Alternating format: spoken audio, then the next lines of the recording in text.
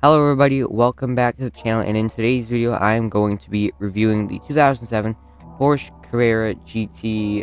This review is suggested by Paul Too Tall. I'll put image up on screen, and his credits will be right here if you can't see them. But yeah, so anyway, let's get right into the review. Well, actually, before we get into the review, join Discord server, link in the description below for Greenville Roleplays Car Meets, and you can pitch video ideas not only in the comments but also in that server. So, and if you do have any car suggestions, you could leave those in the comments, and if I take them, then I will give you credit just like I did in this video. Alright, starting off with a little 360 view so you can get all angles, and then I'll start yapping about some unique features.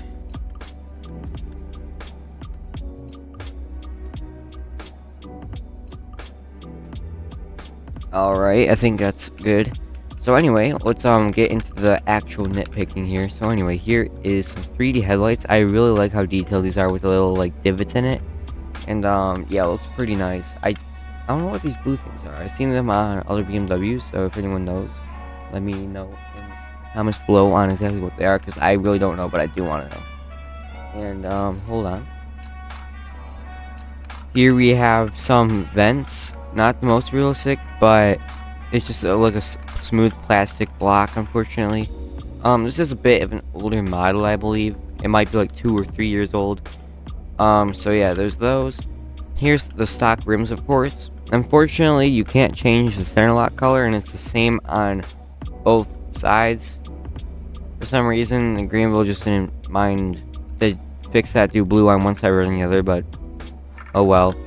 So anyway, here we have these little, like, I don't know, aerodynamic little pillar beam things. Sucks in air through here, probably pushes it down a little bit. Also, vents over here. Now this leads to the engine back here, which there actually is an engine model. And I don't know why everything's shaking a little bit, but yeah, here's the engine model. Not the most realistic, but you see what you need to see, and that looks very good when it's 3D. The old model isn't 3D, and it's just like a little texture and doesn't look that good. We'll get into the interior last, probably. But anyway, here's some exhaust. These are really realistic. These look like jet afterburners, not gonna lie. And here, I don't know what these do. These are reverse lights. I don't know what the red is about. I think it's just a reflector. So yeah. And here's, I don't know what these little diffuser winglet things are for. I can't imagine those are really doing much. But yeah, there's those. And yeah, so here's like the width of the tire. Not that small, but also not that big. But anyway, here we have, I don't know, this little vent here. Don't know exactly. There's a vent here, and the wing, of course. Now this actually has active arrow, so it will go up and down depending on your speed and if you're braking or not. And you can see the carbon fiber on those too. Looks very nice. And one last thing before we get into the interior, these door handles. Pretty cool, in my opinion. But anyway, let's get into the interior. So you can actually change the interior from any color. It doesn't matter which interior color trim you actually pick. I think there's beige, red, and black. I got red. So yeah, here's the interior. It looks really nice, actually. Here's the little speedometer. Unfortunately, speedometer does not work. Speedometers only work in the licensed cars, unfortunately. But yeah, here's just a little view of everything inside and out. I don't know why the shifter's up there, because it has manual mode. So that's gonna be, you're gonna just be like grabbing where the radio would be in a normal car. And here's pedals. Yep. So yeah, there's the interior. And you can actually, I like these a lot. These like rollover bars, very nice. You can see through them. I like them a lot. And the engine is nice and loud when it's literally right there in your ear. And off that note, let's actually get into the sounds.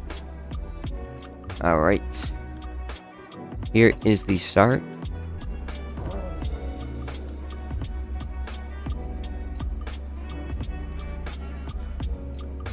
Not bad. It also has a little chime. That's what I was waiting for. So anyway, here's a little rev. I don't know why the RPMs drop so fast. Like, look at this, full throttle. Down. Instantly. It's faster than it actually gains RPM for some reason. It sounds like auto-tune.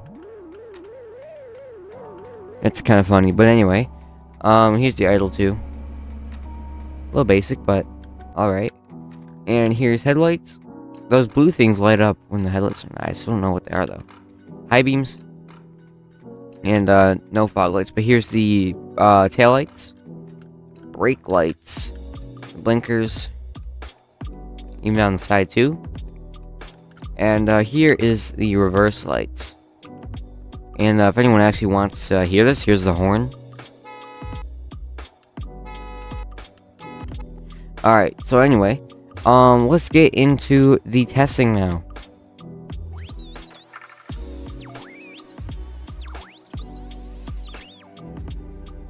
Alright, and here we are at the drag strip. Now, things to note before we actually get into the drag race, I am not going to be using a drag tune. I have stock tire compound on. It's the all seasons, and I'll not be shifting. All I will be doing is launching, like this.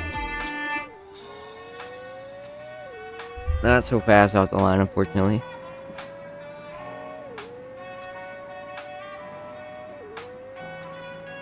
Okay, so just under 12 stock. Not that good, and it doesn't even sound good when you drive in an automatic. So if you actually wanted to hear it in a manual, it sounds a lot better.